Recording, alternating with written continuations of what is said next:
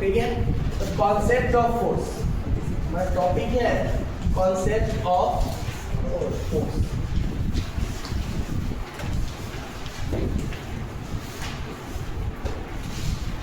हम लोगों ने जस्ट डिस्कस किया है फोर्स इक्वल टू होता है मास इनटू एक्सेलरेशन।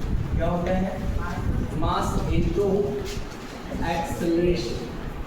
क्या देखिए, force equal to mass into acceleration. ये ऑब्जेक्ट हमारे पास है, ठीक है, इसके पास कुछ ना कुछ मास होगा, ठीक है, मास है। अगर इससे हम पुश कर रहे हैं, इसको पुश करने का मतलब ही क्या होता है? फोर्स। या इसको अपनी तरफ खींच रहे हैं, इसका मतलब ही क्या होता है? अभी बताएं कि पुश और पुल।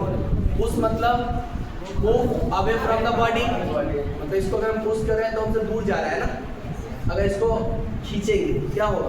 पास आएगा, मूव टुवर्ड्स द बॉडी, ठीक है। फोर्स का मतलब होता है पुश और पुल ऑफ एन ऑब्जेक्ट। ये ऑब्जेक्ट है, इसको जैसे ही पुश किए क्या हो रहा है?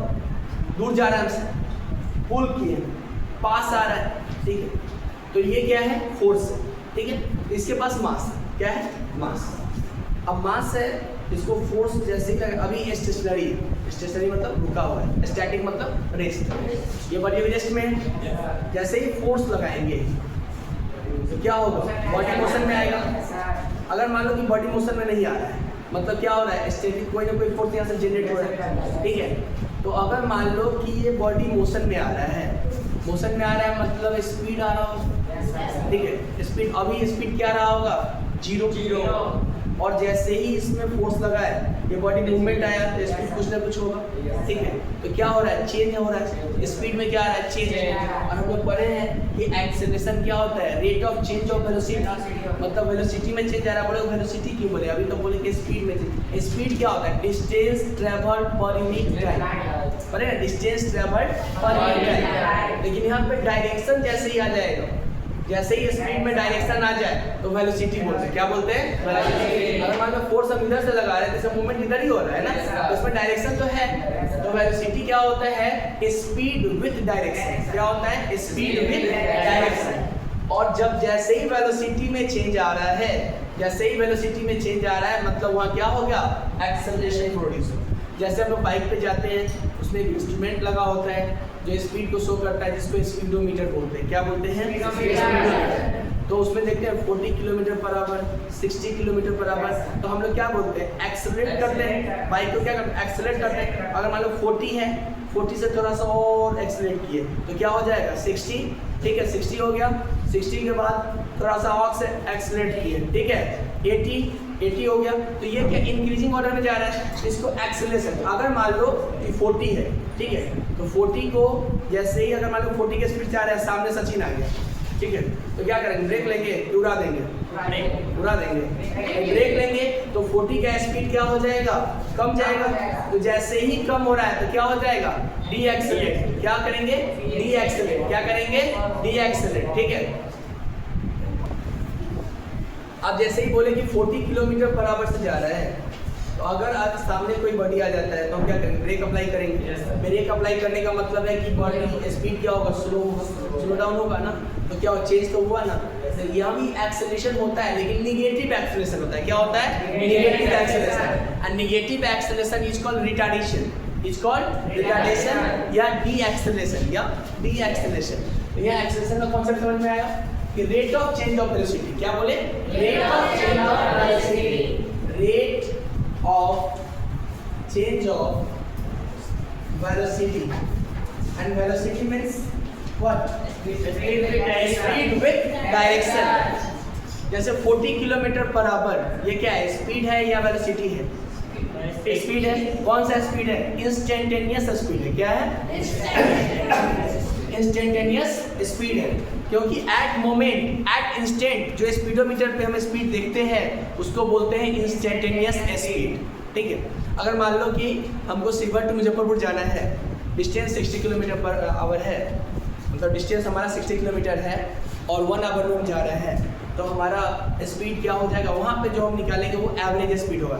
ऐसा तो नहीं है कि 60 किलोमीटर पर आवर से हम कंटिन्यू जा रहे हैं कांस्टेंट स्पीड से, ऐसा पॉसिबल नहीं है। सामने हम रुक भी सकते हैं, स्पीड बढ़ा भी सकते हैं, रोड अच्छा हो, ठीक है। तो वहाँ पे हम लोग एवरेज स्पीड निकालते हैं। क्या निकालते हैं? Average. Total distance travelled by total time taken. क्या निकालते हैं? Total distance travelled by total time taken. और एट मोमेंट, एट इंस्टेंट, जो हम लोग बाइक में देखते हैं या कार में देखते हैं जो स्पीडोमीटर में, वो स्पीड को इंस्टेंटेनियस स्पीड बोलते हैं। क्या बोलते हैं? तो हम देखें 40 किलोमीटर पर आवर, ये हमारा स्पीड है, लेकिन 40 kilometre per hour east direction, west direction, मतलब जैसे ही डायरेक्शन इंक्लूड हो गया वो हमारा क्या हो गया? वेलोसिटी हो गया। क्या हो गया? अब यहाँ देखना है कि वेलोसिटी। अब डायरेक्शन बार बार हम बोलेंगे डायरेक्शन, तो हम दो क्वांटिटी पढ़ते हैं, एक स्केलर और वेक्टर। जिस क्वांटिटी के पास, ठीक है, जो फिजिकल क्वांटिटी जिसके पास ओनली मैग्नीट्यूड हो, जैसे अगर लिखिए 5 kg, क्या अगर हम कोई सामान खरीदने जाते हैं तो बोलते हैं 5 kg पोटैटो दे दीजिए ईस्ट डायरेक्शन में? नहीं ना, उसमें डायरेक्शन की क्या जरूरत है? नहीं है। तो ये स्केलर हो गया, जिसको बोलते हैं मैग्नीट्यूड। न्यूमेरिकल वैल्यू को क्या बोलते हैं? मैग्नीट्यूड। और ये हमारा हो गया यूनिट। क्या हो गया? यूनिट। और ये बार बार चेंज होता है मैग्नीट्यूड। मैग्नीट्यूड किसको बताता है? स्ट्रेंथ को बताता है। किसको बताता है? स्ट्रेंथ। ठीक है, तो 5 kg, तो ये मास है हमारा। मास क्या बताया? Mass is the basic property which is responsible for gravitational force, ठीक है। और या अमाउंट ऑफ सब्सटेंस भी बोल सकते हैं। क्या बोल सकते हैं? अमाउंट ऑफ सब्सटेंस या अमाउंट ऑफ मैटर बोल सकते हैं, ठीक है। तो मास का यूनिट हम लोग देखें kg, और मास स्केलर क्वांटिटी है। कौन सा क्वांटिटी है? स्केलर। कोई आपसे पूछे कि स्केलर का मतलब क्या होता है, तो आपको बोलना है physical quantity which has only magnitude, जिसके पास सिर्फ मैग्नीट्यूड हो, ठीक है। एंड द वेक्टर क्वांटिटी और physical quantity which has magnitude as well as direction. तो फोर्स हमारा क्या हो गया?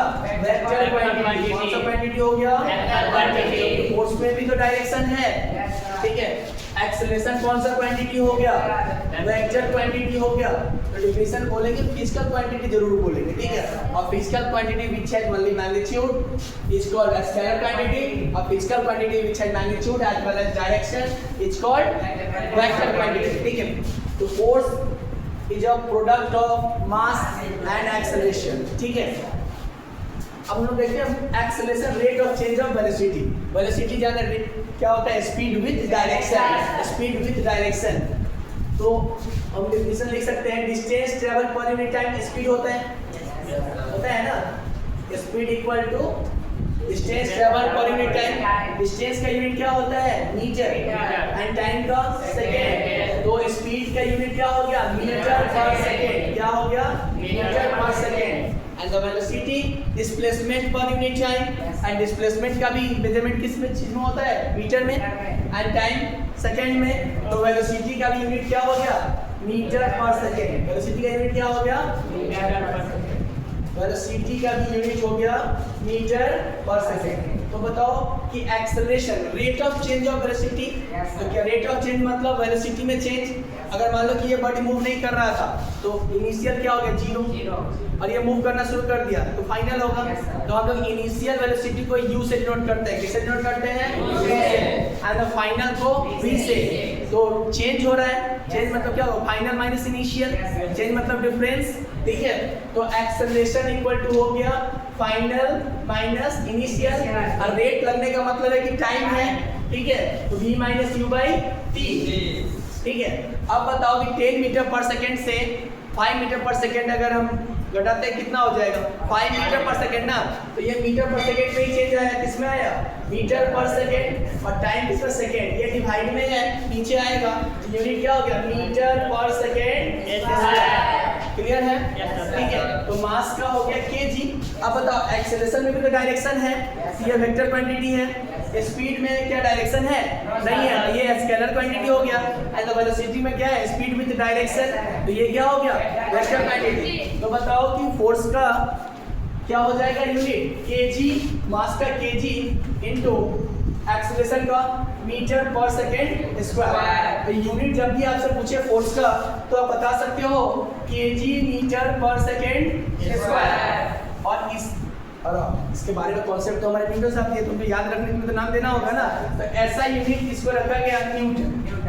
क्या रखा गया? न्यूटन। और जब हम इसको चेंज करेंगे, आपसे पूछा जाता है डिफाइन 1 न्यूटन, तो आप बता सकते हो 1 न्यूटन इक्वल टू होगा 1 kg इनटू 1 मीटर पर सेकेंड स्क्वायर। ये हो गया 1 न्यूटन, ठीक है। अब जैसे ही kg मीटर पर सेकेंड स्क्वायर, ठीक है, केजी को ग्राम में चेंज कर सकते हैं। क्या होता है 1000 ग्राम, एंड मीटर को सेंटीमीटर में चेंज करने के लिए क्या करना होगा 100 से मल्टीप्लाई करेंगे 100 सेंटीमीटर, और सेकेंड तो सेकेंड में ही है, इसको लिख सकते हैं 10 to the power 5 gram centimetre per second square. और gram centimetre per second square को हम लोग लिखते हैं डाई। क्या लिखते हैं? डाई। एक बहुत ही इंपॉर्टेंट क्वेश्चन यहाँ से आता है, 1 newton equal to 10 to the power 5 dyne. क्या होता है 1 newton equal to 10 to the power 5 dyne. ये भी एक इंपॉर्टेंट क्वेश्चन हो गया, ठीक है। तो force equal to mass into acceleration. यहाँ से हम लोग देखें यूनिट फोर्स का क्या हो गया kg metre per second square. इसको सीजीएस में चेंज किया तो gram centimetre per second square, और gram centimetre per second square को हम डाइन बोलते हैं, और kg metre per second square को न्यूटन बोलते हैं। तो 1 newton equal to 10 to the power 5 dyne, ठीक है। आज तक यहीं पे करते हैं।